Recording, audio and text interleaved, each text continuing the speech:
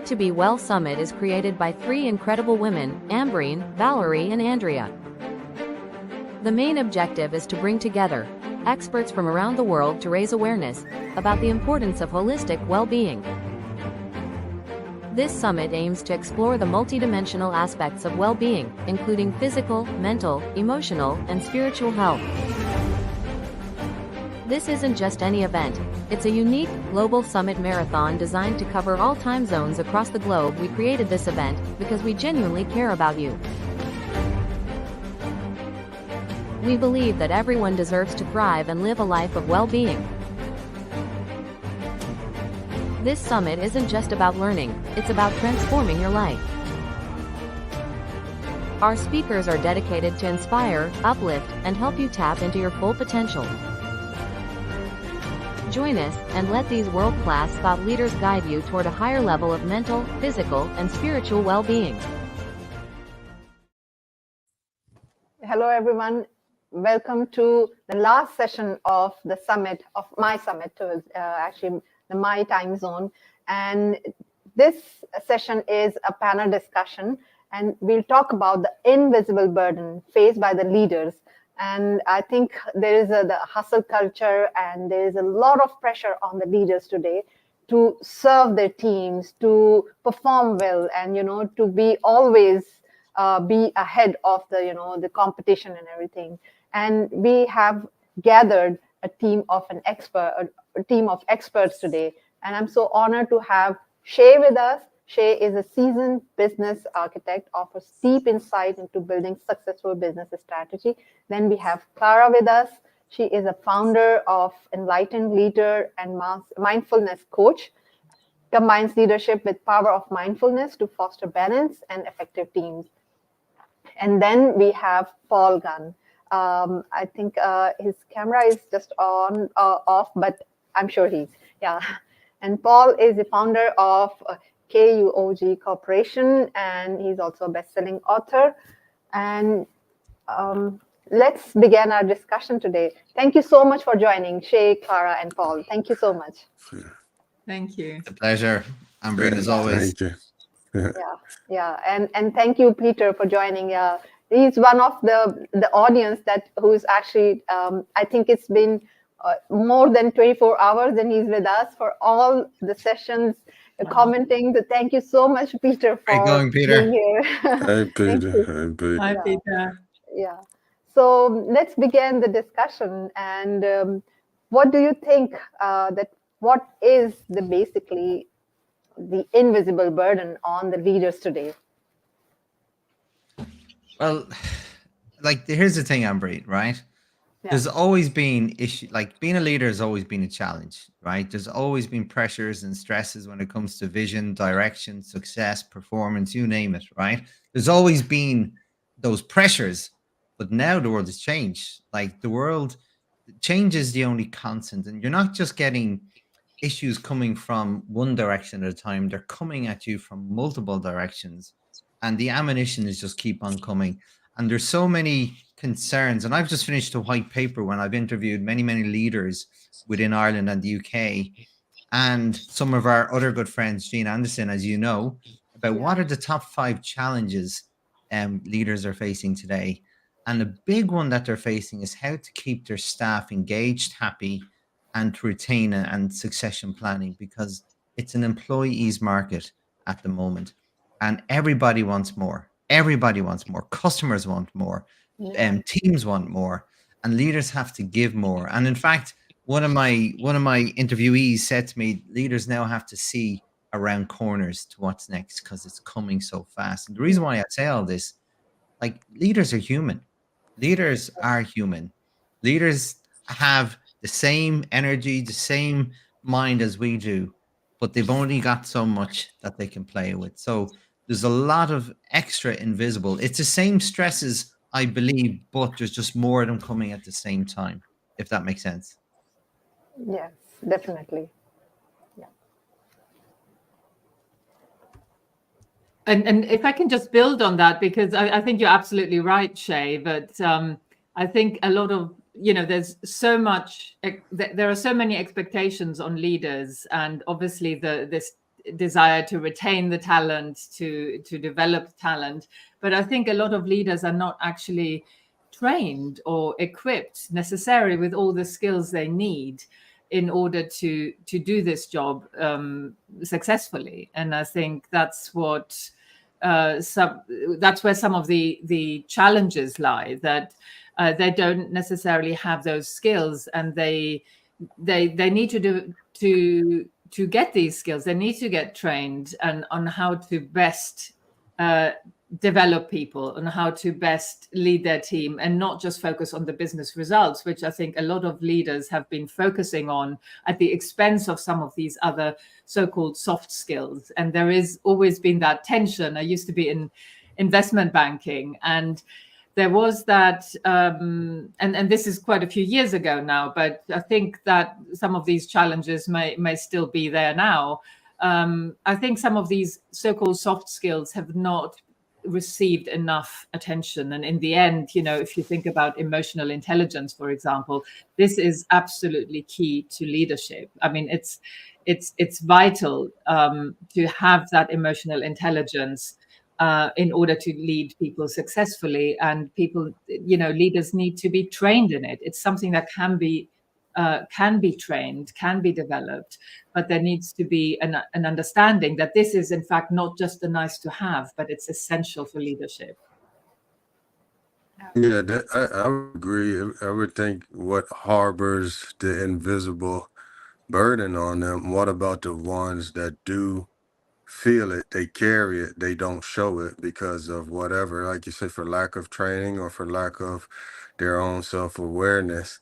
They have to put on the facade that they don't care. But then those that may be going against the grain, they quietly deal with the pains and the stuff that they deal. Because if you can get some in quiet conversations, they will explain it. I remember speaking to one who was a founder of a company. He wasn't the founder, he took over the company. And he was like, I was afraid to show the care. And I said, look, just give it a few months. And if you don't like it, throw what I'm telling you in the trash and out the window. And what happened was he wound up going and showing the emotional intelligence and wound up having the team have real loyalty to him. He said he should have done it a lot sooner, but was fearful because of his own frustrations of not wanting to take over a family business. So he just kept hard charging. But if you can get in quietly and understand, some of them probably do feel it. They just, like everyone's saying, they're not trained well, or it's not been pointed out that they should take that into account. So they hold it, and it only hurts them more, driving them to go the opposite way from emotional intelligence. Yeah. I think that's spot on, Paul. I really do. And again, like there's so many stressors coming from, and performance. You mentioned it, Clara, there, that and they're not equipped. And here's the thing, like from my perspective, I teach a lot of workload management and mindset. And then I've been told when I teach all this stuff, no, that won't work here. And because they're too busy they don't have time to even step back. The world has gone productivity crazy. And when you're too busy, throughputs, you mentioned, they're measuring just metrics based on throughputs and targets. They're not measuring fulfillment. So, and I believe if you're just measuring throughputs, like, so contributions of people, and you're not measuring fulfillment, well, guess what? You may get contributions for a while, but you won't get them long term, because either people will leave, they'll be burnt out, they'll be stressed, or even worse, they'll stay and leave and cut back in contributions. I think that's so true, Shay. And I think what is not appreciated is that what we tend to call self-care, or this, these soft skills, the emotional intelligence, etc. And maybe if I can suggest, even some sort of experiential practice like mindfulness or meditation, which I think is really a crucial practice for leaders to adopt, not just to manage their stress levels. I think it's absolutely essential to the performance of a leader. And I think that's really been underappreciated, because, I mean, if you think about a leader who, leaders have to make decisions. And the best way to be equipped for making the best decisions And I don't know how many hundreds of decisions they make every day, right? If you had to quantify it, the best way to actually make the best decisions is to have the balanced mind. I was talking about that yesterday, Ambreen, wasn't I? And to have that balanced mind that you can cultivate through some sort of, let's call it experiential practice, not to turn people off by calling it meditation or calling it contemplative practice or spiritual practice. Don't think of it like that, but just think of it as an experiential practice that allows you to look at your own mind, to manage your emotional state, and to also bring your state to a perfect place that it can perform in an optimal way, and choose wisely the next step. And I think that's absolutely essential. It's not just something to do just for the self-care. It's something that's absolutely essential to the sort of hard business side of things, because these leaders who've developed themselves in that way and who are looking after their own mind in that way, they make the best decisions. And this is, I'm hoping that one day this will be really recognized, and this should be like a vital leadership skill, to a foundational skill, to be able to cultivate their own mind from within. Yeah. I mean, basically, it's nowadays it's so much pressure on the leaders to perform, and that's how I think the big danger is that all the pressure leads to the burnout. And once the burnout of the leader, it is not only affecting his personal well-being, but it is actually affecting the entire team, because team without a leader cannot perform well. They will be like without a guide. So it's very important to actually protect the mental well-being of the leader. So now coming to the question that how actually we can actually help leaders of today to survive that kind of pressure and maintain their mental well-being. Sorry, go ahead, Paul. Okay, I'll go. So just add on what Clara said. Like, these are learned skills. Emotional intelligence are learned skills. They can be learned, and not only learned is just part of the journey. They have to practice them, and along with that, so I believe they should be foundational. The other thing, and again, leading on from what we've been just talking about, all these decisions that these leaders have to make on a day-to-day, both tactical, strategic, from performance, staff fulfillment, succession planning, and then macroeconomic scenarios, all the things that are happening. There's so many decisions. And then if they are burning out or getting close, they'll get decision fatigue. And then it's very hard to think clearly moving forward. And that starts the cycle of when they have decision fatigue, then it goes further down the road into stress, illness, and burnout. So it's again, going back to emotional intelligence. And I always say that emotional intelligence is one. Obviously, it's about being aware of the people who work with you, but also be aware of yourself, right? Your own emotions in this, because if you can't manage and lead and regulate, develop your own emotions in a positive way, it's very hard to do that with the people around you. So the things that I like to do is like yourself, Dr. Clara, I'm sure you teach this a lot with your clients, but then there's routines and rituals, I believe, leaders who get into the habit of doing, and like morning routines, trigger routines, break routines, and evening routines, because all of them are instrumental so you can turn up and show up and be the leader the business needs. It is crucial, and it is so hard.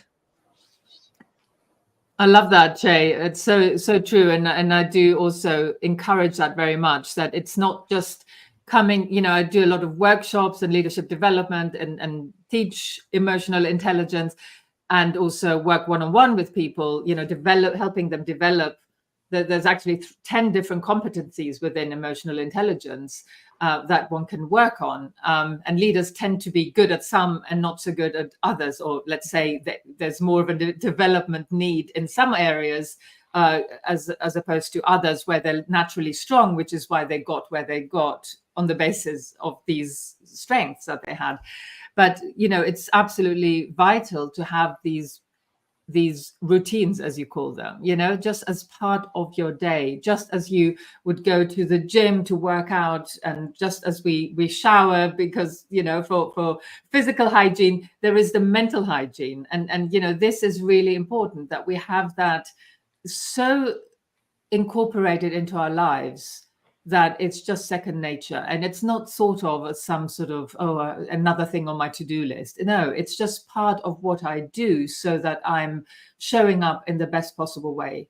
And that's really the way to think about it, rather than another to do and another, you know, another challenge, another thing I need to perform at. That's not how one should think about it. It's really this is helping me to show up in the best possible way for myself and for the team. So that's what I would say. Yeah.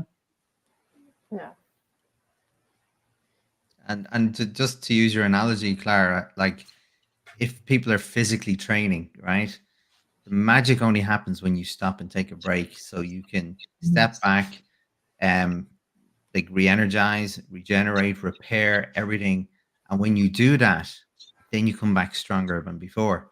So we all know these strategies for exercising or training our bodies, but we forget to do the same to train the brain. We can't keep, like I talk a lot about, like people understanding the difference between peak performance, optimal performance, and maximum. And people think optimal is max. They think peak is max. It's like if you're running, if you're trying to, we were just talking about running earlier. If you're trying to run a very long distance, you cannot do that max effort. You can't sprint long term. You burn out very, very quickly. So it's okay to do that in short bursts, but you have to come back down and you have to take breaks, and then you can come back stronger. And whatever the same strategies that people use for their bodies when they exercise are the same for their brain. They have to learn the magic happens when you take a break and come back refreshed, re-energized, and ready, revitalized, ready to go.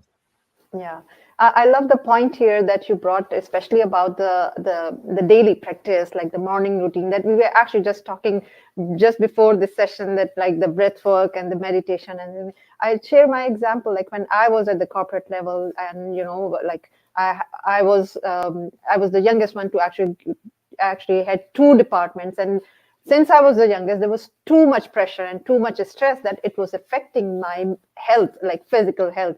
And that is when I actually came to know about all these meditation and everything, that, you know, how to actually calm down myself. Because no matter what, the corporate world is, it's too stressful. It's like because of the responsibilities they give you, but they expect a lot from you. And I think sometimes the expectation is beyond something of our physical capabilities. But of course, we need to deliver the results. We are accountable for the team so much. So one thing that actually you mentioned is about the routines, and the routines actually not only just like meditation in the morning or something is not only there for just to calm down the mind. It also brings some discipline in our life. And like we're more disciplined. Like if I wake up early in the morning, let's say 4:30, and then like I do mentally actually plan my day, we do my like to-do list and everything. So it also gives us some perspective that what I need and something like this. And then the other thing that you brought up very very brilliantly, that, you know, we need a break. Like it's sometimes we are just following and running after like deadlines, and, you know, one after another, especially at the corporate level. Like, you know, you don't have a choice that, you know, there's a project, one project comes after another. Like then there's a pressure from the region, and, you know, the global teams are just saying that you need to deliver this. But at that point in time, you just need to take a break, maybe sometimes, and you need to have that courage that you need a break, because these projects are ongoing. But you know that your state of physical and mental well-being, and you need to say no to this. So I think that is one thing that's very important, right? Paul, you have anything to share, add to it? Yeah, I would agree, saying everything's interconnected. So even if you look at the tech, you do one thing and affects another. Putting like your mental health and emotional EQ into that, knowing, okay, if you can hold that, everything else is connected to it. If you take that same application the connectedness of everything, you would want to value the importance of making that kind of a centerpiece, knowing how it can trickle down into everything else. If you apply it on the technical side, why don't it would be mindful and wise for others to realize that has the same interconnectedness, and it's meaningful if you don't know to get outside help to come in and train. When you need to connect things to systems, you get external consultants to come in and help it so it's running properly. Plugging that into your soul or mental well-being has its benefits as well. Yeah. And I agree, Paul. Like it's and it to me, it starts with mental well-being. And I do a lot of teaching, like yourself, Clara, with corporates, I'm sure. And I do a lot of workload management, do a lot of that. But now when they ask me to that, I say, this is the curriculum. They'll tell me what they want. And I say, well, like this is what I'll be teaching as well.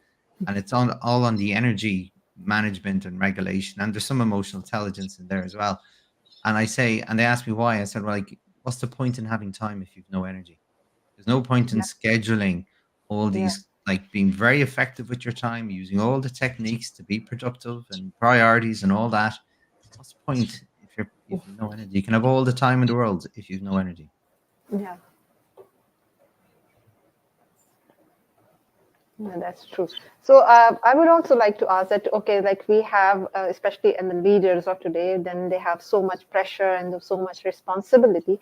So how do they manage these expectations of the others? Because, like when they have the targets to meet and when they have to deliver their deadlines, how do they manage all those expectations from the others and manage their mental well-being and the physical well-being? So I think it would be wise to it's meaningful when you have people like Dr. Clara and Shay who actually come and teach and give you structure if you don't have an outlet, because sometimes you have to hold things quietly. You may not want to give the perception. They're probably dealing with that. So if you had someone behind who's like kind of a direct SME advisor, whatever you want to call it, who's there to voice those concerns that can better help you do it behind the scenes, it becomes invaluable. I said yesterday, early on, I didn't necessarily always see the value in that, but the more this becomes prominent and meaningful, it's wise to have someone who can come in, whether as a team, more specifically to use and engage those type of people. Because having someone you can quietly explain and bring that in can really help you present a front and center, unified, collaborative, even though you've been quietly working with someone else. Yeah.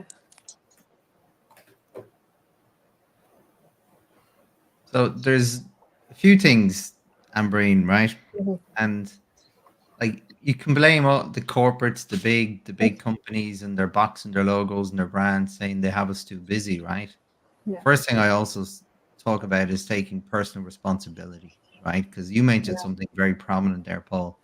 People will ask you for a deadline, and then you may feel like you're pressurized into saying a deadline, but you're not really. You could have said a different time that's more realistic as opposed to optimistic. So sometimes we are our own worst enemies.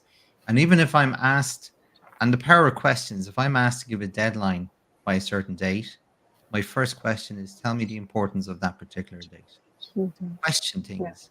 And because sometimes if there is a real hard deadline, at least you know the purpose and the reason. So you know I have to prioritize this. But many times when you question, time isn't actually the issue. It's just something they picked to keep Yeah. things moving.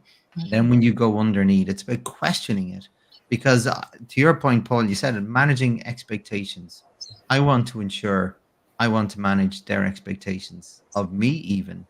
And I want to be able to know I can absolutely deliver something at a particular time. If I can't, I'm leading myself up for failure. And then if I don't want to fail, all those other things will come into play. I'm working over around the clock to get things done, and then I'm going to burn out.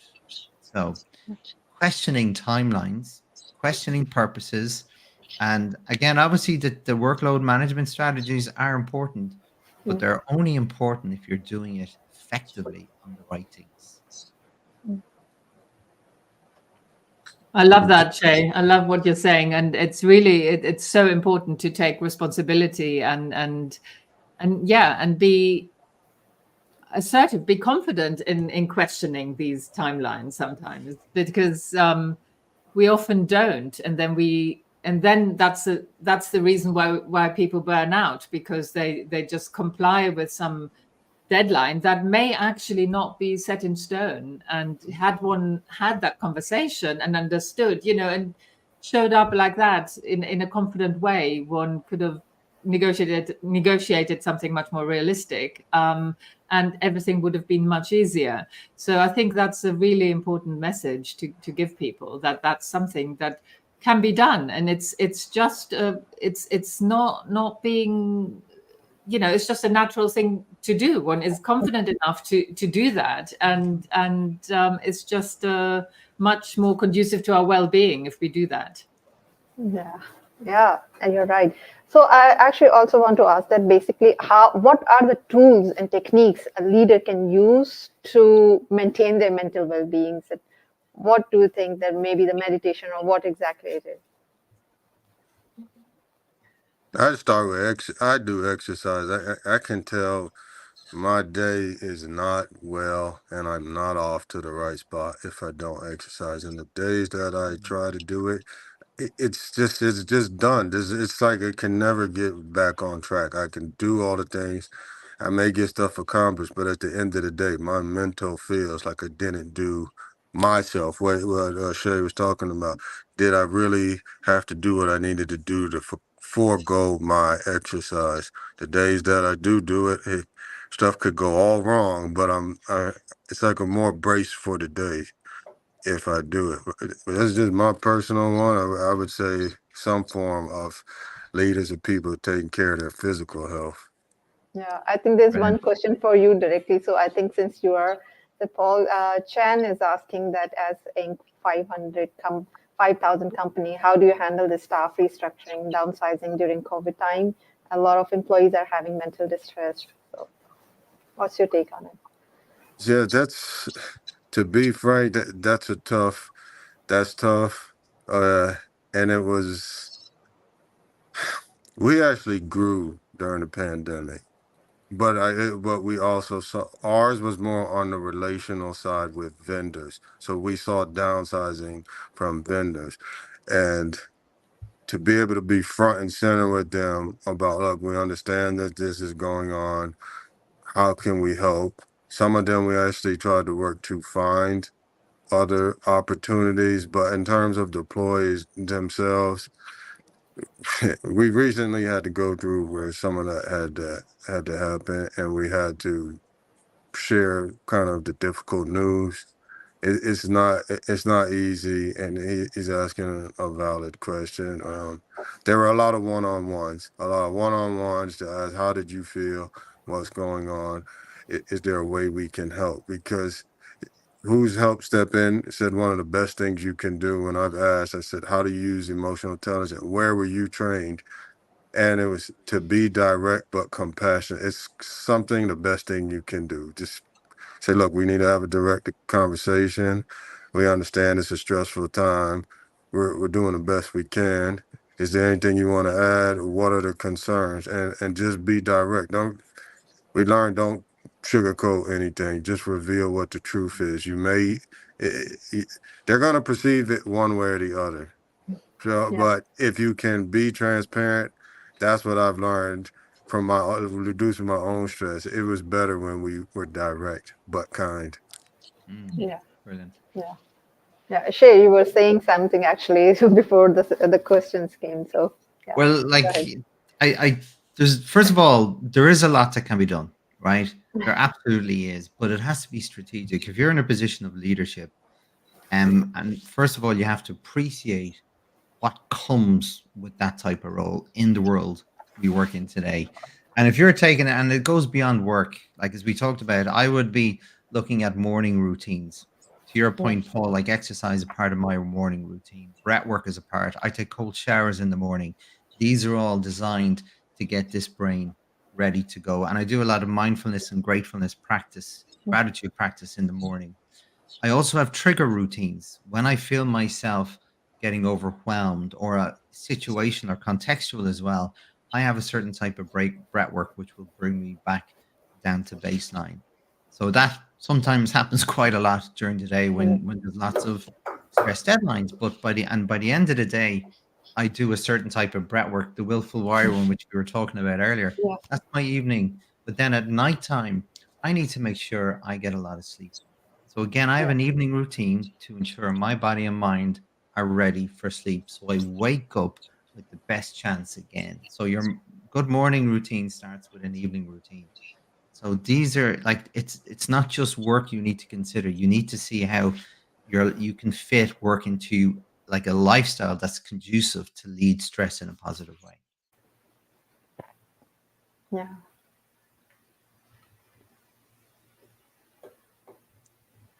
Yeah, Clara, actually, we shared some of the exercises yesterday also, right? Especially about the mindfulness, or maybe you can just share a little here that how they can actually make use, especially the leaders can use those techniques in the leadership role. Yes, I mean, exactly. I mean, there's so many different practices one can do. And I think what I always try to share with people is that, you know, when you talk about mindfulness or meditation, there's so many practices, and they all, you know, and what you can help yourself with certain aspects of your leadership role, or certain aspects of your emotional intelligence that you want to strengthen by doing specific practices that help with that. You know, so for example, you know, if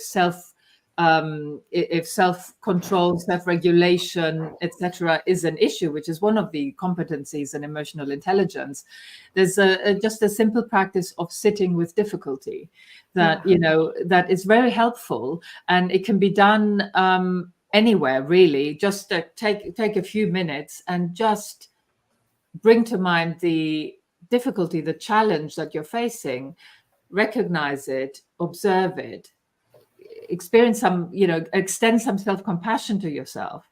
Well, you know, this is a challenge for me. You know, you can put your hand on your heart, for example, if that's not too weird for, you know, if you're at your desk maybe and people can see you and you don't feel comfortable, don't do it. But if you're on your own, just kind of the self-soothing aspect of that is really helpful, calms you down, and just sit with that experience without trying to fix it, without trying to shy away from it. So it's really this turning towards that difficulty, turning towards it with curiosity, with interest, seeing how that affects you, how it might affect your bodily sensations. Maybe your heart is beating faster, maybe you're sweating, maybe you're clenching your fists, and just let it be, notice it, let it be, and see that you can be with it. Nothing's going to happen. You know, it's not going to kill you. It's not going to, you know, it can't overpower you, because you're just able to sit with it and turn towards it. And that really helps with aspects like self-control. It also helps with resilience, all these things. Just that practice can be really, really helpful. And then there are other practices like more self-inquiry type of practices, which help with other aspects of your work. You know, if you're kind of setting a vision and the strategy, the big picture kind of stuff that you need to do as a leader, really going into some sort of self-inquiry and ask yourself, what is it that I'm really aspiring for? What will be the most meaningful motivation and aspiration that I can bring to this undertaking? What do I really want to see happen here? And how can this be of benefit, not just to me, but to the team and maybe to the organization as a whole? And, you know, these kind of self-inquiry practices help with that aspect of leadership. And then there are other aspects which are about calming and, you know, calming down and bringing down the sort of nervous system, the sympathetic arousal of the nervous system, you know, that we're always like hyper, and just bringing that down. And that breath work could be fantastic for that. But there are, and then, you know, if some leaders are struggling more with the relationships and empathy skills, which are, of course, part of our emotional intelligence repertoire, there it would be really helpful to do some heart practices. And, you know, sometimes leaders are a bit ooh, that's a bit strange, or that's a bit woo-woo, you know. But all it is kind of tapping into the caring that we all have. We all, you know, it's part of us, right? We all care. We all care about our own, about ourselves, whether we know it or not. We care about those that we love. But we can tap into this sense of caring by expanding it to everyone, to the team, to, you know, all the colleagues, and then beyond that, you know, the clients and the other stakeholders and whoever else, everyone else, and just tapping into that and really wishing others well, loving kindness, or recognizing that other people are struggling and other people have challenges, and tapping into that, resonating with the compassion, and you know, experiencing joy when things you know, when people are showing up in a positive way, or inspiring others, or doing something nice, something kind, etc. And just being yeah, just not creating any boundaries. And this is a practice, you know, there are 4 different practices actually, but we can tap into that as a way to cultivate more empathy, more compassion, and really fostering the relationships at work, which is also a really important part of being a leader, being able to build great relationships of collaboration, of, you know, that foster creativity, etc. So these practices that open the heart are really helpful for that. So there's so many different practices, and depending on what skills people are, what competencies people are working on, you can advise them, or that's what I do. I advise them on what practices will be best to develop these qualities. That's Clara. That's really good. And the self-inquiry. And see, here's one of the problems I said, and I do something similar, but it's slightly different. But I believe it resonates with what you say. The problem in the world today, again, we're too busy. Our brains are protective and predictive machines. If it can't protect or predict, it gets exhausted, right? And we've been giving these tools, like these biases, so we can make informed decisions, not always the right ones, but they help us automate decision making in our brain. And we have emotions. And emotions, like over the years, my understanding has come that they're not either good or bad. They're there to serve you, not control you. They tell you something has happened. The type of emotion tells you in what frame it has happened. And the problem is, when you have a situation or a person that leads to an emotion, you're supposed to do something. You're supposed to act, not react emotionally. And that action could be walking away from a situation, to your self-inquiry, Clara, that you were talking about. But we're supposed to act and do something so we can mitigate it and remove it and move forward. But the problem is, we're too busy doing to do. We don't do that third part. And those stories then start building in our mind, and then another story from another situation. And all of a sudden, it's another way where our brain gets overburdened because we don't solve that emotion that's coming to our mind. Does that make sense, Clara? I know I'm oversimplifying. No, absolutely. It makes a lot of sense. And I think, you know, it's really what you said. It's not reacting, but responding, actually. You know, that's the shift that you can make when you've been training your mind with these practices, is that you can make that shift. And that's been shown in science, you know, with various studies that have shown that, you know, through mindfulness practice, the shift happens from reacting to responding. And that's really helpful. And it's very, it's essential for good decision making, you know, the point we were talking about earlier. It's absolutely essential to be able to do that and not react out of the emotion, but with the emotion informing a more skillful response. Yeah, and the other takeaway. Sorry, Paul. I know I'm talking too much. I won't be long. But see, and the other thing, it's about taking responsibility for our emotions. Because if we blame a business, if we blame someone else for the trigger, we'll never solve. We'll never get to that third step. But the thing is, there are emotions. They may have been the trigger, but it's like, why did that situation trigger me? It wasn't the person. Something inside brought it to the surface. That was just the piece that brought it to the surface. So again, it's about taking responsibility. Sorry, Paul, go ahead. Apologies.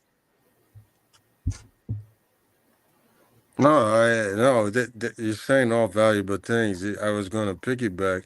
That's why I feel it's so vital if a leader doesn't have it to bring it internally and can go in, because more often than not, what you're saying and teaching about responding is more important, because it seems more often than not, you're going to be thrown, for lack of a better word, to the wolves. Most people are not operating in that. And for you to change the tide in your way, if you have that ability to respond, you may then tag someone who say, you know what, I left that situation expecting a negative engagement and they responded to me to walk away, said maybe they may change. So it will start a rapid change in others from someone having been trained to respond, because it seems you're not going to find a lot of people often and in many places who are taking that and practicing it well, both whether external or with your vendors. You're going to run into more people who need to get that type training. So to bring external people in who know and can help may help speed up that process, because what you're talking about is vital. Excellent. Yeah, absolutely. I think you've shared all brilliant insights, and I think it's now time to actually wrap it up. So I would just ask all of you to just give last parting advice to our audience today. That what do you think that leaders should do to relieve that burden, the invisible burden?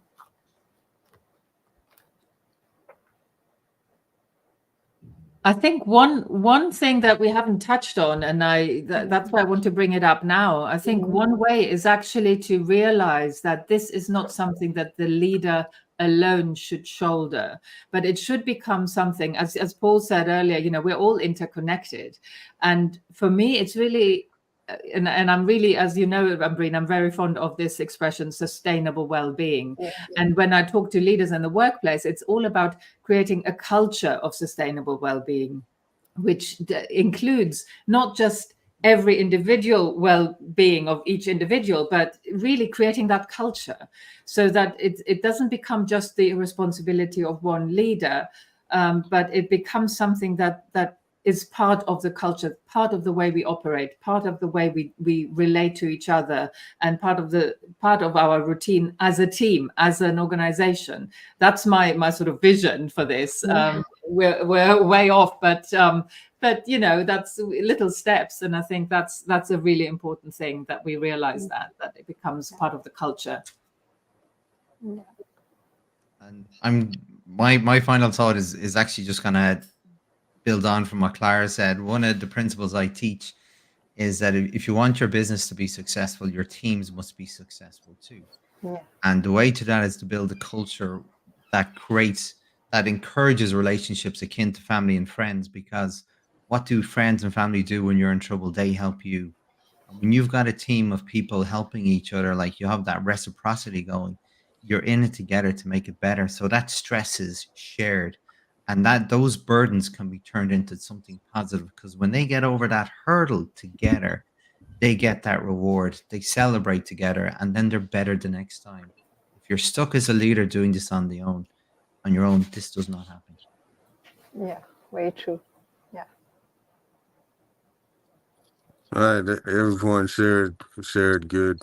I would pick it back on Shay now and say that you can't do it alone. You can start with your self-awareness and be the change that you'd want to see, and then spark others to do that. And if you recognize through your self-awareness you're limited, bring somebody in who can help elevate you and possibly train others. But to get, like the proverb says, you need others to go far. You can't go by yourself. Absolutely. Yeah, absolutely.